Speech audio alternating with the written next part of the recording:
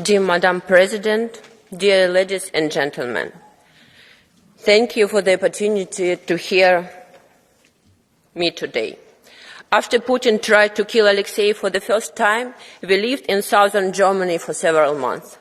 Alexei was recovering from the poisoning, learning how to walk and try it all over again. We walked a lot, sometimes going on short trips. One of them, we went to Strasbourg with our children. It is one of my and Alexei's favorite cities.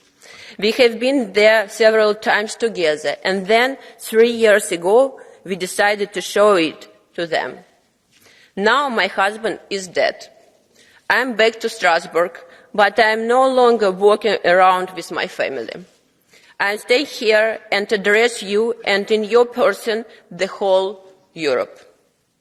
I thought that in 12 days since Alexei's murder, I would have time to prepare for this speech. But first we spent a week getting Alexei's body and organizing funeral. Then I chose the cemetery and coffin. The funeral will take place the day after tomorrow. And I'm not sure yet whether it will be peaceful or whether police will arrest those who have come to say goodbye to my husband.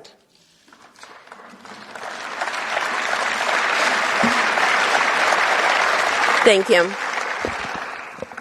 However, I'm standing here because your voters have an important question.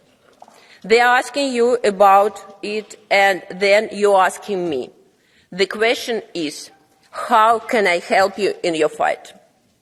Last Saturday was 2 years since Putin started a full-scale war against Ukraine. A brutal and sneaky war. The whole world rushed to Ukraine's aid, but 2 years passed. There is much exhaustion, much blood, much disappointment, and Putin has gone nowhere. Everything has already been used. Weapons, money, sanctions, nothing is working. And the worst has happened. Everyone got used to the war. Here and there people start to say, well, we'll have to come to an agreement with Putin anyway.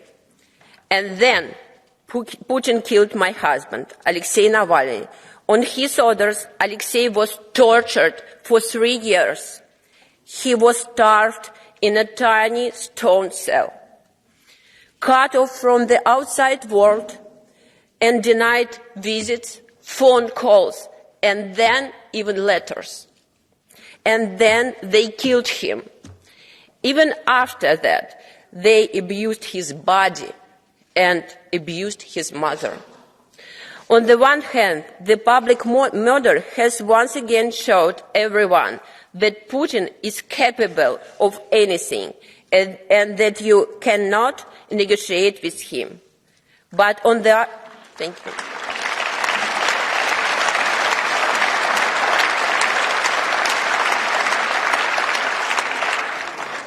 But on the other side, I can also see how shocked everyone is. Many people have the feeling that Putin cannot be defeated at all. And in this desperation, they are now asking me, how can I help you? And I'm thinking about how Alexei would answer this question. I will try to answer, but to do so, I have to tell you a little about what he was like. Alexei was an inventor. He always had new ideas for everything, but especially in politics. You have elections at the beginning of June. Many of you will be campaigning, meeting voters, giving interviews, shooting commercials. Now imagine that all of this is impossible. No TV station will do an interview with you. No money in the world can help you with the commercial. And the voters who came to the meetings will be arrested along with the candidate. Welcome to Putin's Russia.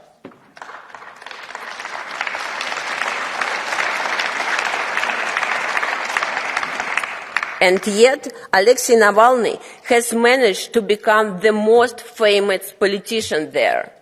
He was able to inspire millions of people with his ideas.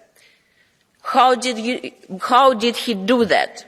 He was always fantasizing and experimenting. You are not allowed on TV. Let's learn how to make YouTube videos so the whole country can watch them. You are not allowed to vote. You can come up with a tactical voting strategy to take seats away from the ruling party. Even in Putin's gulag, Alexei managed to pass on ideas for projects that would make the Kremlin panic. He was the opposite of everything boring. This is the answer to the question. If you really want to defeat Putin, you have to become an innovator. You have to stop being boring. You cannot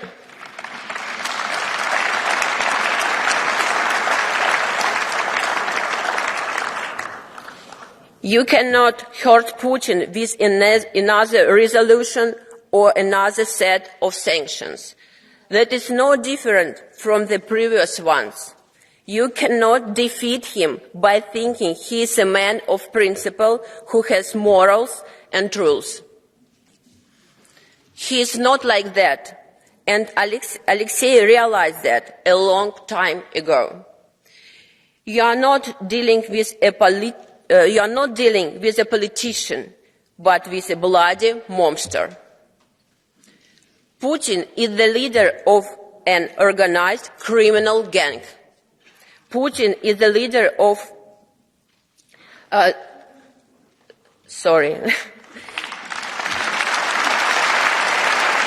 Thank you.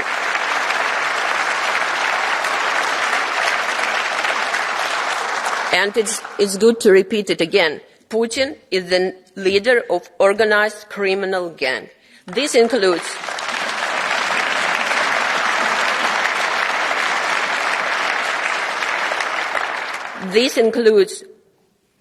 poisoners and assassins, but they are just puppets. The most important thing is the people close to Putin, his friends, associates, and keepers of mafia money. You and all of us must fight the criminal gang, and the political innovation here is to apply the methods of fighting organized crime, not political competition. Not diplomatic notes, but investigations into the financial machinations, not statements of concern, but a search of mafia associates in your countries for discreet lawyers and financiers who are helping Putin and his friends to hide money. In this fight, you have reliable allies. There are tens of millions of Russians who are against war, against Putin, against the evil he brings. We must not persecute them. On the contrary, you must work with them, with us.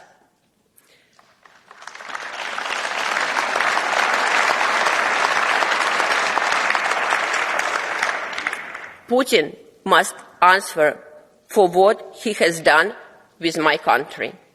Putin must answer for what he has done to a neighboring peaceful country. And Putin must answer for everything he has done to Alexei.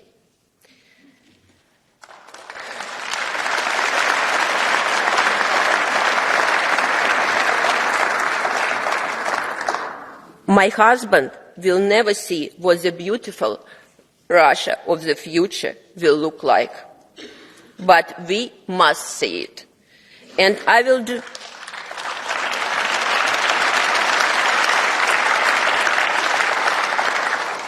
And I will do my best to make his dream come true. The evil will fall and the beautiful future will come. Thank you.